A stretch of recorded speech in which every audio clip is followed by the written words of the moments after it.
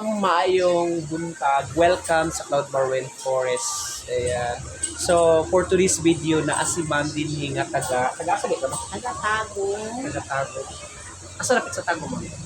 In Tagum City mismo, patay ang teaching din talaga.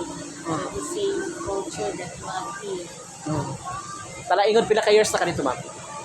35 years. 35 years? Wow! Dugay-dugay na din, Ma'am. May dugay na ito. And then, Ma'am, question lang. So, kumusta ang imuhang pag-sightseeing together with your apo karon dito sa Cloud Marwen The Forest? ambience is very good.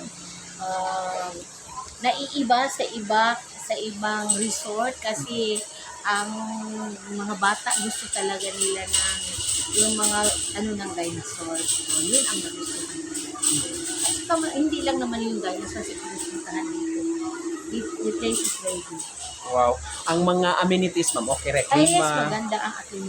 Ang climate very, very good. So talagang malamig dito. So kahit na panay ang lakad natin, hindi ka mapapagod because malamig dito. Wow, thank you so much, Ma'am. So recommended din siya for everybody to come here. Bring your children, bring your apo. Magugustuhan nila pag pupunta sila dito. Sa Cloud Marwen.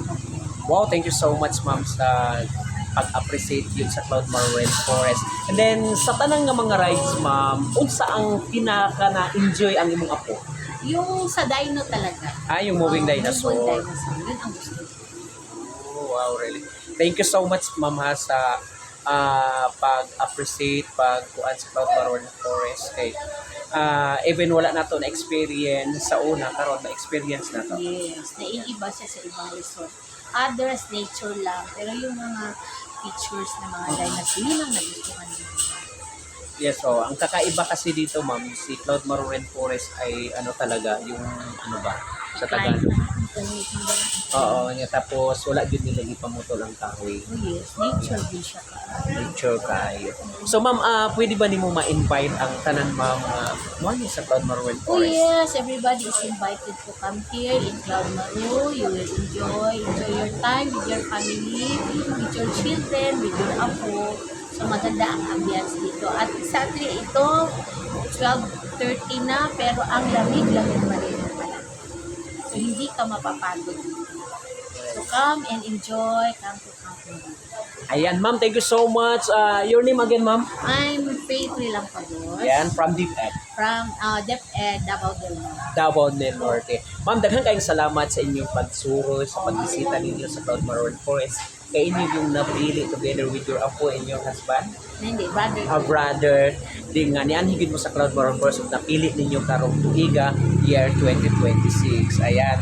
And then for more give you updated, please follow and like and share sa Facebook page sa Cloud Marwen Forest para ma-update mo kung saan pa ang pwedeng mahimo-himo sa Cloud Marwen Forest. And of course, Ma'am, hapit na mag-open ang ato ang Dinosaur Eating Human, and ang ato ang Sky Biking, ato ang Zip Line, and ang ato ang Horror Bridge. Yes. Ay, nganong gitawag siya o kuan? Horror Bridge, it's because nga kining kulangan siya isa ka latayan, latang-latang.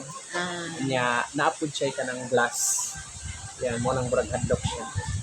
Yan, so nasa sa mga 239 meters. Okay, waiting for the new amenities someday. Ayan, thank you so much. Hope nga ang imuhang mga kuan, saning ang imuhang mga apo o mga pag-umangkon pa nga mo ani sa Cloud Marwen Forest. Ayan, thank you. God bless you, Ma'am. Bye. Bye. Thank you. Bye-bye. Bye.